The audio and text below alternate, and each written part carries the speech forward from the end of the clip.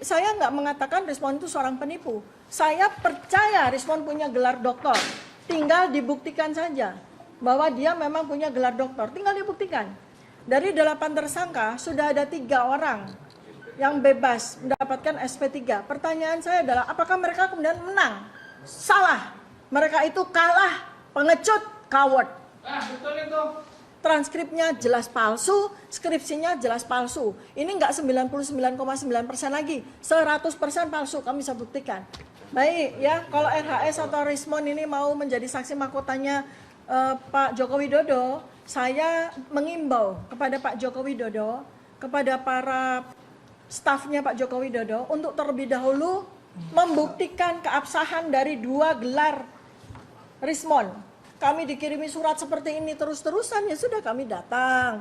Kemudian ketika tanggal 7 November 2025 kami jadi tersangka. Jadi ini sepertinya trikinya Polda. Jadi surat ini bingung ya, apa? Ya menurut kami ini trikinya Polda. Kenapa?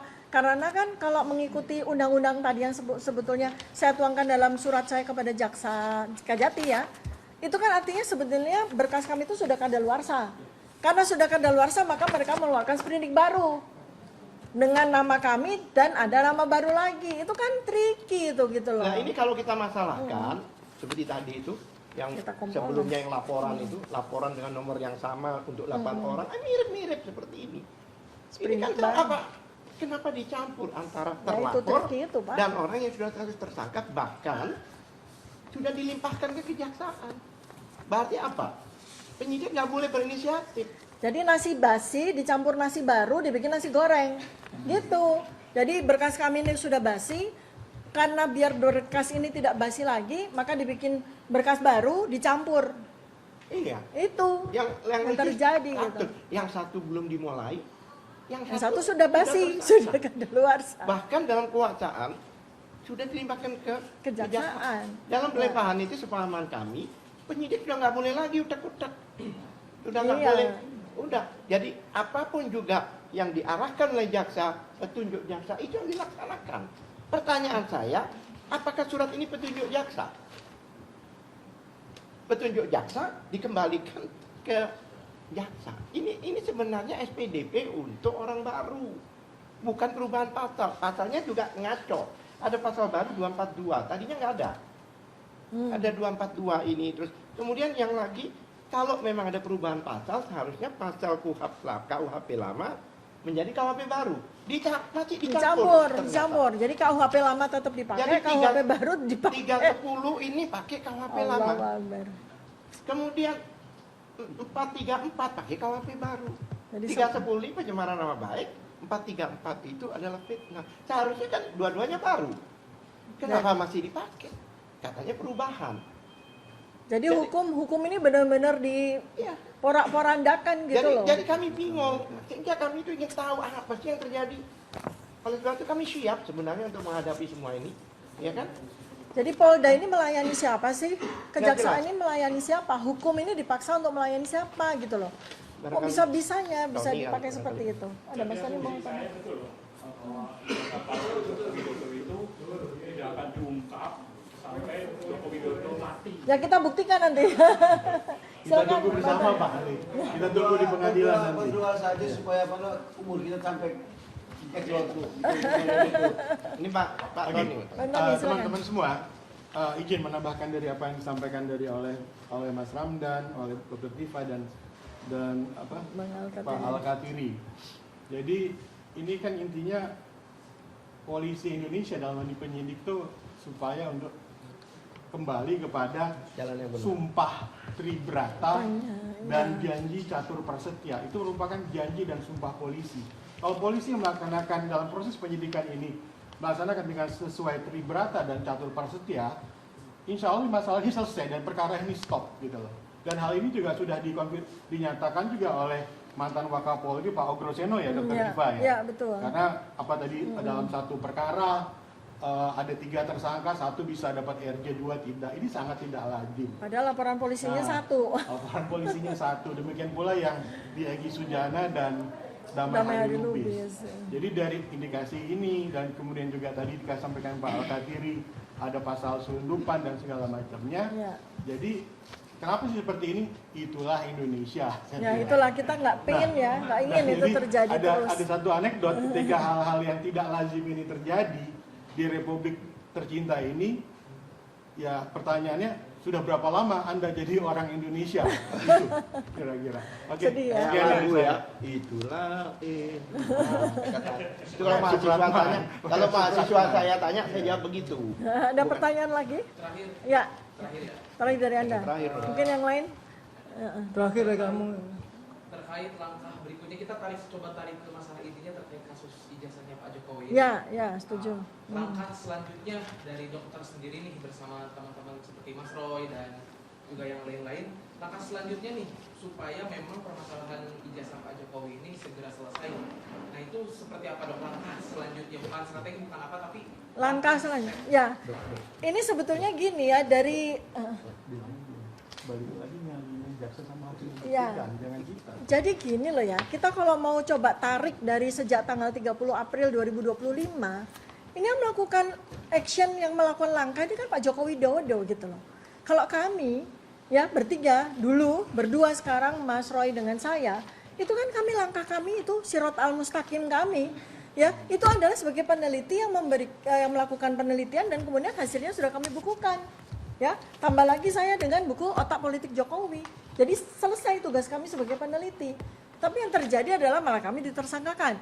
Dari saksi, terlapor, tersangka, begitu kan seterusnya. Jadi apa yang kami lakukan ini sebetulnya ya mengikuti saja hukum di Indonesia, mengikuti dari satu pemeriksaan ke pemeriksaan yang lain. Kami dikirimi surat seperti ini terus-terusan, ya sudah kami datang. Kemudian ketika tanggal 7 November 2025 kami jadi tersangka. Kami diperiksa tanggal 13 November 2025. Lalu kami diminta untuk wajib lapor seminggu sekali, ya kami ikuti sebagai warga negara yang baik, ya. Tetapi ya berkali-kali juga melalui podcast, melalui media, melalui sosial media, melalui beberapa petinggi juga ya, kami ingin sampaikan bahwa ini nggak boleh terus-menerus. Tidak boleh hukum, aparat penegak hukum melayani Pak Joko Widodo. Pak Joko Widodo kan sudah diimbau oleh Pak Yusuf Kala, malah sekarang Pak Yusuf Kala dilaporkan 28 orang kan gitu ya, 28 pihak. Semua orang mengimbau, ayo Pak Jokowi selesaikan. Jangan Anda menjadi orang yang kemudian seperti punya dendam kesumat sama kita-kita para peneliti gitu loh. Jadi dengan apa caranya? Negarawan, kami peneliti, kami ilmuwan. Pak Jokowi sebagai negarawan, itu yang harusnya dilakukan oleh beliau, bukanlah kemudian nambah tersangka lagi, yang kemarin terlapor sudah dilempar sekarang jadi terlapor lagi, mungkin sebentar lagi akan naik juga jadi tersangka gitu. Ini mau sampai kapan gitu loh. Jadi yang bersangkutan ini, orang ini yang harusnya legowo secara kenegarawan itu menghentikan. Secara kenegarawan sudah, saya mohon kepada Pak Presiden Prabowo Subianto untuk membantu membantu agar masalah ini selesai. Apa yang harus dilakukan? Polisi selesai, SP3 untuk semuanya. Jaksa nggak usah lanjut ke P21 kan harusnya begitu. Karena tidak layak untuk maju. Saya berkali-kali sampaikan, kalau sampai maju ke persidangan, 709 dokumen ini menanti pertanggungjawaban Pak Joko Widodo loh. Dari 709 dokumen, saya mau tanya cuma 2 aja, sebelum yang 707 yang lain. 2 yang mau saya tanya, skripsi, transkrip nilai. Itu 2 itu aja. Saya tanya itu 2 itu aja. Saya kejar 2 itu aja. Saya yakin Pak Joko Widodo nggak berkutik. Kenapa? Karena timnya belum menyiapkan skripsi yang benar, transkrip yang benar. Kenapa? Itu sudah jadi bukti barang bukti hukum yang sudah dicatat di lembar negara, dilaporkan oleh Bareskrim tanggal 22 Mei 2025. Transkripnya jelas palsu, skripsinya jelas palsu. Ini enggak 99,9% lagi, 100% palsu, kami bisa buktikan. Kalau memang mau lanjut ke pengadilan dengan 2 ini saja, kasihan Pak Joko Widodo. Ya. Oke. Silakan. 1 lagi, 2 lagi. Ya. Kemarin sore saudara RHS menyatakan telah mengisi dokumen untuk menjadi saksi mahkota nanti di Ya. pengadilan dokter. Nah, apakah itu secara hukum dibenarkan dan apa Kita tolak. dan persiapannya? Silakan.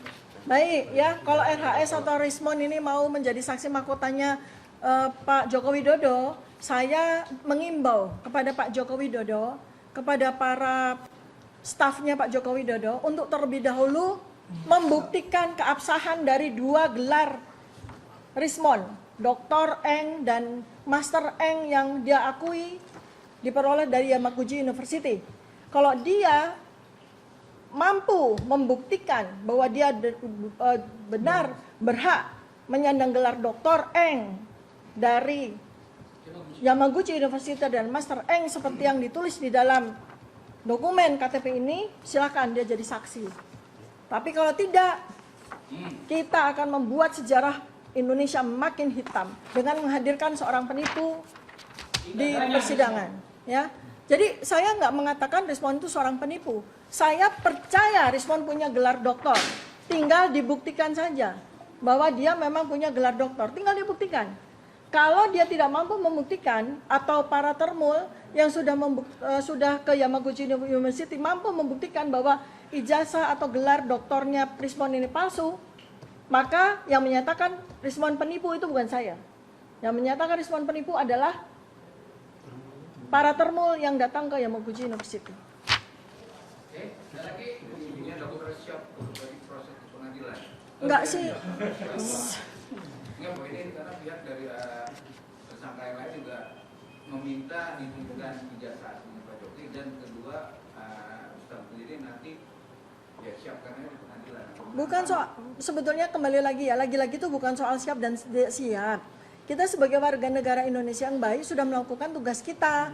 Tapi kalau kemudian proses kriminalisasi kepada kami itu terus dilanjutkan, ya, maka kita bertanya, hukum seperti apa yang mau ditegakkan di negara tercinta kita ini? Itu. Jadi pertanyaan bukan siap dan tidak siap. Saya tambahin. Jadi bukan, bentar. Teman-teman ini selalu berharap ujungnya itu pengadilan, kemudian di sana buktikan atau tidak gitu loh. Padahal proses kita, proses ini kan penting juga. Tadi di awal diceritakan tujuan positif. Tapi kalau caranya itu mengorbankan hak-hak konstitusi warga negara dalam Dr. Tifa, Roy Suryo, kepastian hukum, keadilan dan segala macam, ya harus dilawan. Dan tidak harus di ujung. Tadi sudah disampaikan oleh kawan Al-Katiri misalkan, bahwa ketika RJ itu dilakukan semena-mena, itu kan ada asas terkait dengan manajemen penyidikan yang dilakukan oleh Peraturan Kapolri. Saya 2019, cuman saya lupa nomornya. Jelas di sana RJ itu berapa syarat harus dilengkapi, harus dipenuhi. Ketika itu tidak dipenuhi, maka melanggarlah azas terkait dengan kepastian hukum itu sendiri, termasuk terkait dengan penetapan pasal yang berubah-berubah setiap saat. Apakah ini memenuhi asas kepastian hukum? Jawaban saya tidak. Dan ini proses harus benar, tujuan juga harus benar. Jadi jangan kemudian semua teman-teman sampaikan Tifa siap enggak? Bukan itu. Prosesnya salah, lawan. Ya. Terakhir dari saya ya. Saya sampaikan begini. Dari 8 tersangka sudah ada 3 orang yang bebas mendapatkan SP3. Pertanyaan saya adalah apakah mereka kemudian menang? Salah. Mereka itu kalah, pengecut, coward. Betul itu. Demikian yang bisa saya sampaikan. Terima kasih banyak atas atensi dari semua masyarakat Indonesia melalui media-media yang hadir di sini. Terima kasih. Assalamualaikum warahmatullahi wabarakatuh. Dokter Tifa keren. Gak sempat baca? Dengerin aja. Klik icon text to speech, gak pakai ribet di okezone.com.